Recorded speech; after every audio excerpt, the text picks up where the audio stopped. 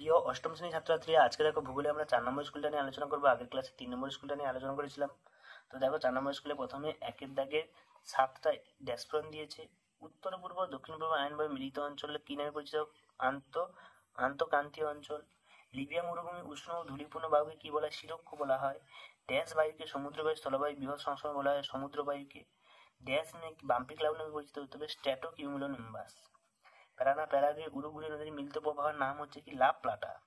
পৃথিবীর বৃহত্তম স্বাদু জলের হ্রদের নাম হচ্ছে সুপিরিয়র। সুপিরিয়র হচ্ছে পৃথিবীর বৃহত্তম স্বাদু জলের হ্রদ। দেশ হলো পৃথিবীর রবার রাজধানী থাইল্যান্ড। তারপরে দেখো এখানে এমসিকিউ প্রশ্ন 7টা দিয়েছে।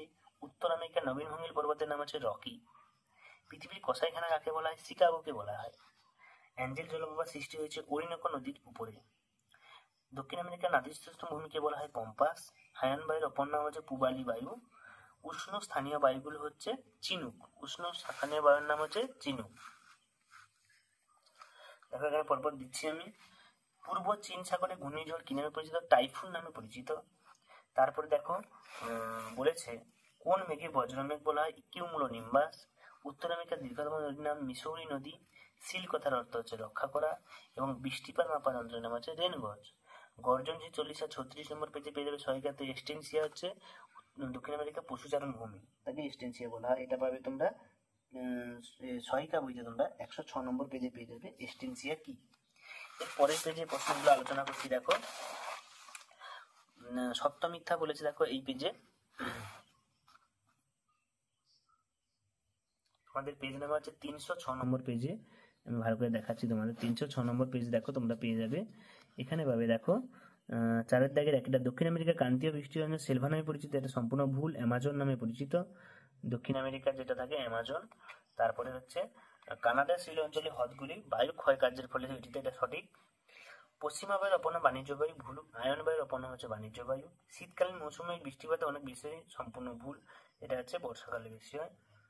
নাতিশীতোষ্ণ অঞ্চলে ঘূর্ণ বৃষ্টি সীমান্ত বৃষ্টি নামে পরিচিত, সঠিক। পার্বত্য উপত্যকা থেকে দিনের বেলায় ক্যাটাবেটিক বায়ু নিচের দিকে নামে, ভুল হবে, এটা উপর দিকে ওঠে। শিশির কুয়াশা অধক্ষেপণ, এটা সঠিক। 2013 সালে ফাইলিন হয়, এটাও সঠিক। তারপর দেখো নিরক্ষীয় নিম্ন অঞ্চলে বলয় সৃষ্টি 107 পেজে সহায়িকায়। মুম্বাইয়ের তুলনায় পুনেতে বৃষ্টি কম 153 পেজে। অ্যামাজন নদীতে বদ্বীপ গঠিত হয়নি, এটা 329 পেজে। ক্রান্তীয় অঞ্চলের মহাদেশের পশ্চিম দিকে অধিকাংশ মরুভূমি সৃষ্টি হচ্ছে 328 পেজে। সেলভারনকে পৃথিবীর ফুসফুস বলে কিনা, এটা সহায়িকা বইতে 325 পেজে পাবে। পেইরি তৃণমূল অঞ্চলে প্রচুর গম উৎপন্ন, এটা পাবে 283 পেজে। তারপরে দেখো পৃথিবীর চাপ বলের সঙ্গে নিহিত বল সম্পর্ক 111 নম্বর পেজে। তারপরে দেখো উদাহরণস্বরূপ শৈলক্ষা বৃষ্টিপাত 150 পেজে টেক্সট বইতেও পেয়ে যাবে। তারপরে দেখো এখানে দিয়েছে আমেরিকা হ্রদ অঞ্চলে শিল্প উন্নতির কারণ 291 পেজে, এবং দক্ষিণ আমেরিকা জলবায়ু বৈচিত্র্য কারণে এটা 318 নম্বর পেজে তোমরা পেয়ে যাবে। এই হচ্ছে তোমাদের টোটাল প্রশ্নপত্র। তো দেখা হচ্ছে পরের ভিডিওতে। আমার পরের ক্লাসে 5 নম্বর স্কুলটা নিয়ে আলোচনা করবো। সকলে রেডি থাকো 5 নম্বর স্কুলের জন্য। দেখা হচ্ছে পরের ভিডিওতে। সবাই ভালো থাকবে, ভালো করে পড়াশোনা করবে।